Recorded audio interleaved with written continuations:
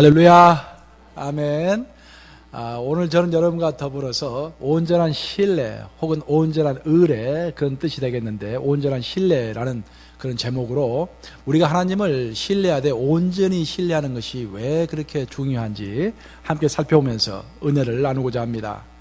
우리 예수님께서 제자들을 선별하신 다음에 또 제자들을 교육하셨는데, 예수님께서 제자들을 선별하시고 교육하실 때 기준이 있었습니다.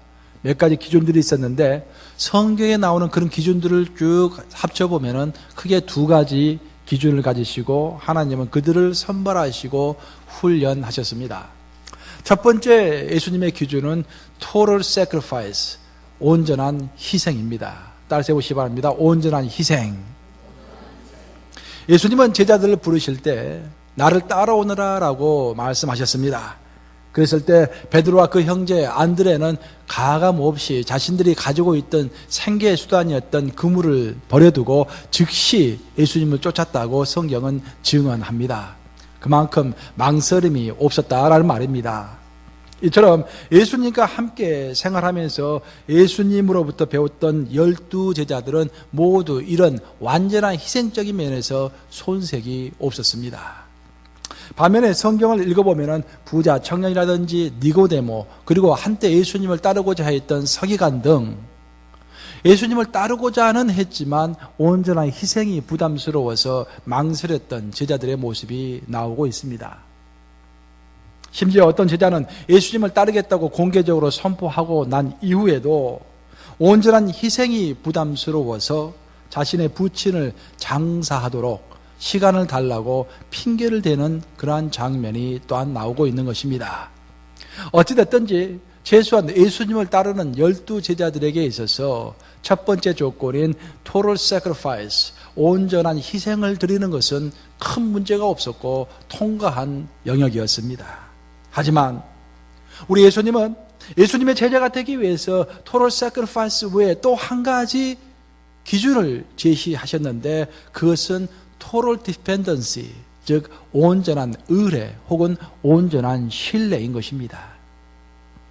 마태복음 8장 후반부를 보시면 태풍을 잠잠케 하시는 예수님의 모습이 나옵니다. 바로 이 대목에서 예수님은 태풍 앞에서 두려움에 떨면서 덜덜덜 하나님을 온전히 의뢰하지 못하고 있는, 예수님을 온전히 의뢰하지 못하고 있는 제자들을 향해서 어찌하여 무서워하느냐 이 믿음이 적은 자들아 라는 꾸중을 처음으로 하십니다. 근데 어찌하여 나를 의지하지 못하고 태풍 앞에서 덜덜덜 떠느냐라고 처음 꾸짖었던 그 내용이 예수님께서 3년 후에 한나라로 승천하실 때까지 종종 계속해서 왜 나를 100% 의지하지 못하고 두려움에 떨고 있느냐라는 이야기가 계속해서 반복해서 나오고 있는 것입니다. 이로써 우리가 오늘 첫 번째로 꼭 알아야 할 것은, 우리가 예수님의 제자로 살아가려고 할 때, 우리가 신앙생활을 하려고 할 때 온전한 희생보다도 오히려 훨씬 더 어려운 것은 온전한 의뢰라는 것입니다. 하나님을 온전히 의뢰하고 하나님을 온전히 신뢰하는 것이 어찌 보면 우리의 전 재산을 바치는 것보다도 더 어렵다라는 것입니다. 온전한 희생, 그것은 우리가 한 번 드리고 나면은 더 드릴 것도 없어서 오히려 쉽습니다. 하지만 하나님을 온전히 신뢰하고 의뢰하는 것, 우리의 생활 속에서 우리가 죽을 때까지 하나님을 절대로 의심하지 않는 것, 그것은 죽는 그날까지 계속 우리가 시험을 받는 요인인 것입니다. 우리가 신뢰를 생각할 때 꼭 생각해야 할 것은, 또 잊지 말아야 할 것은, 예수님이 우리에게 신뢰라는 단어를 썼을 때, 나를 의지해라라고 했을 때 예수님께서 의미하시는 것은 그냥 의지하는 것이 아니라 온전한 의지, total dependency, 완전히 나를 의지하라라고 말씀하셨다라는 것입니다. 그리고 우리 예수님은 우리가 완전히 의지할 때까지 끊임없이 훈련시키시고 끊임없이 인도하시는 하나님의 것입니다. 우리의 신앙에 왜 시험이 있는 것인가? 하나님은 우리를 시험시키고 우리를 어떤 방향으로 훈련하시는가? 그것을 한마디로 요약한다면 완전한 의뢰가 있을 때까지, 하나님을 완전히 신뢰할 때까지, 그 어떤 상황 가운데서도 하나님께 완전히 의탁할 때까지, 그때까지 우리를 훈련시키신다, 그런 말입니다. 다행스러운 것은 성경에는 온전한 신뢰라는 관문을 통과한 사람들의 이야기가 나오고 있습니다. 대표적으로 아브라함의 경우를 들어본다면, 아브라함은 갈대아 우르, 자기의 본토 친척집을 떠났던 사람입니다. 갈대아 우르는 메트로폴리탄 지역, 오늘날로 말하면 뉴욕과도 같이 굉장히 화려한 지역이었습니다. 그때 하나님은 거기를 떠나라고 했을 때 아무 영문도 모르고 자신이 가지고 있는 모든 것을 뒤로 하고, 인간관계, 편안함, 어찌 보면 재산까지도 뒤로 했을 수밖에 없었을 거예요. 다 가지고 갈 수 없었기 때문에 모든 것을 뒤로 하고 total sacrifice, 완전히 희생하고서 그 장소를 떠난 것입니다. 대단한 믿음입니다. 하지만 이렇게 온전한 희생을 드렸던 아브라함조차도 성경을 읽어보면 그 믿음이 계속해서 흔들렸던 것입니다. 여러분들 잘 아시다시피 완전히 희생을 한 아브라함조차도 그 지역에 흉년이 드니까 하나님께서 내려가지 말라고 한 애굽으로 도망을 쳤습니다.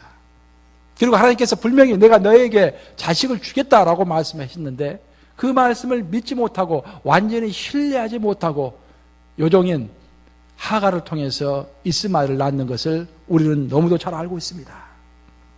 이처럼 아브라함에게 있어서도 한 번의 온전한 희생은 쉬웠지만 이후 계속해서 온전히 신뢰하는 것은 쉽지 않았다라는 것입니다.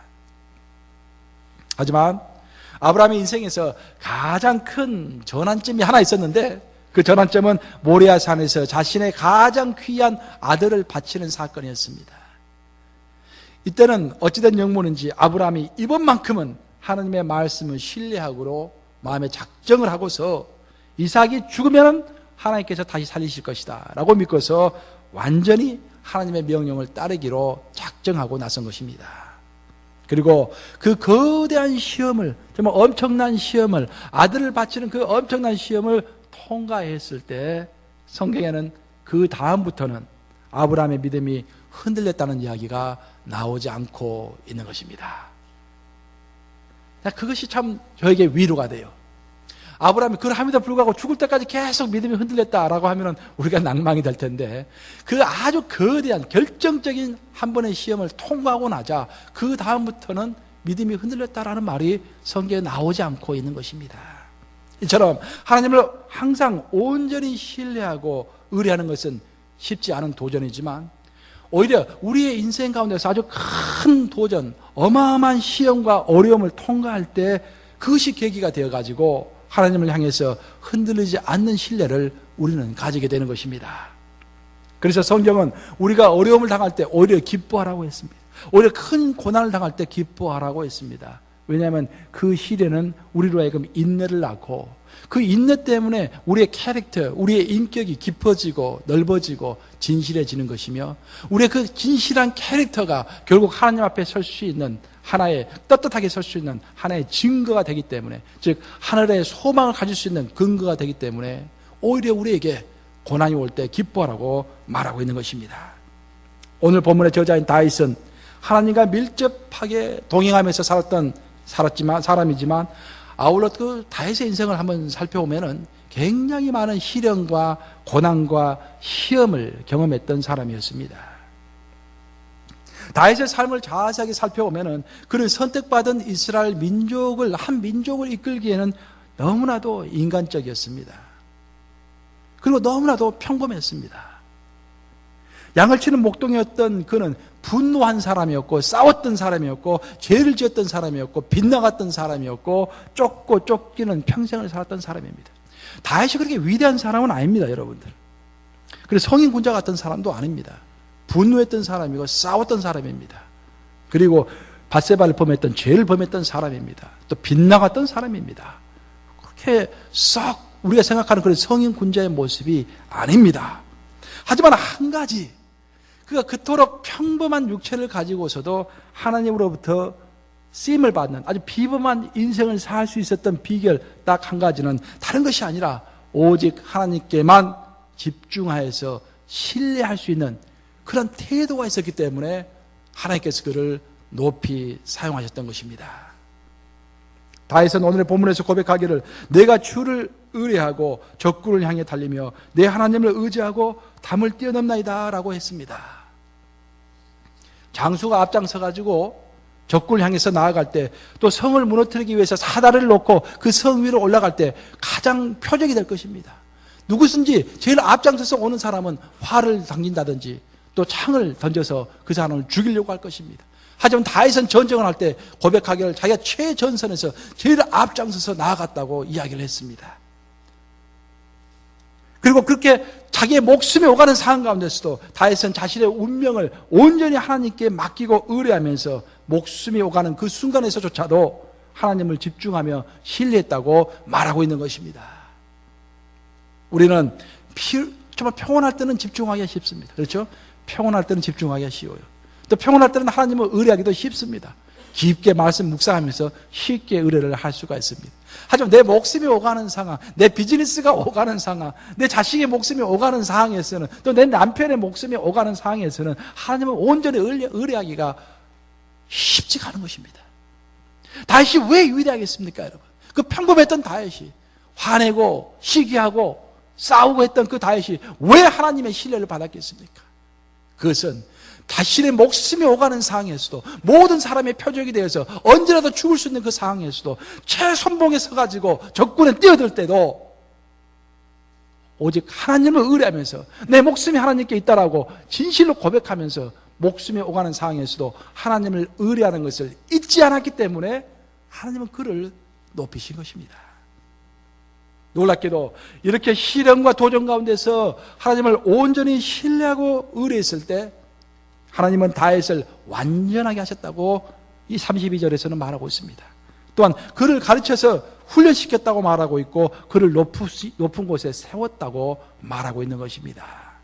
우리 다 같이 스크린을 보고서 본문 32절과 34절을 우리 한 목소리로 읽겠습니다. 시작.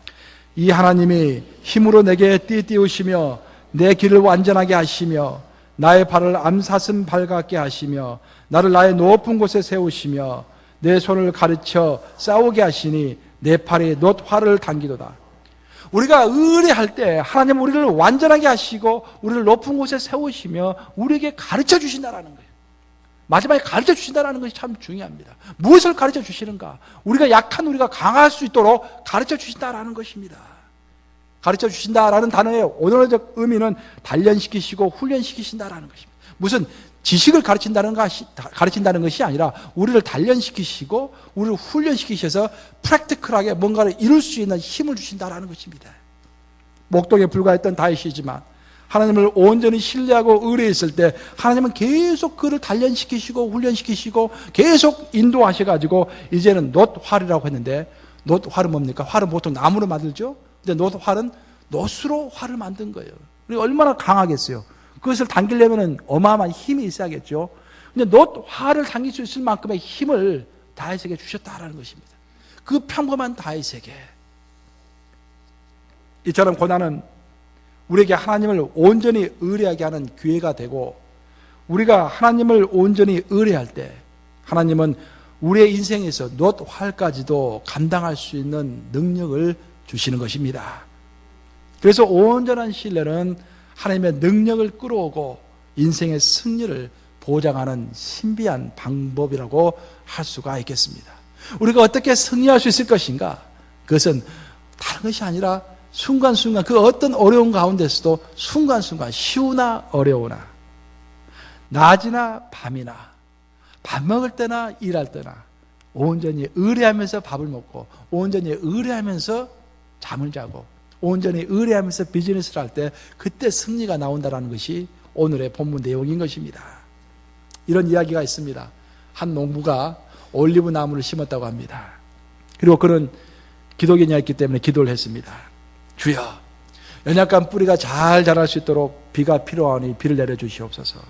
그러자 하나님께서는 단비를 내려주셨습니다. 농부는 또 기도를 합니다. 주여, 나무에게는 햇빛이 필요하니 정말 어두운 그늘을 다 벗기시고 햇빛을 쨍쨍 쬐게 해 주시옵소서. 그러자 검은 구름이 물러가고 정말로 해가 나왔다고 합니다.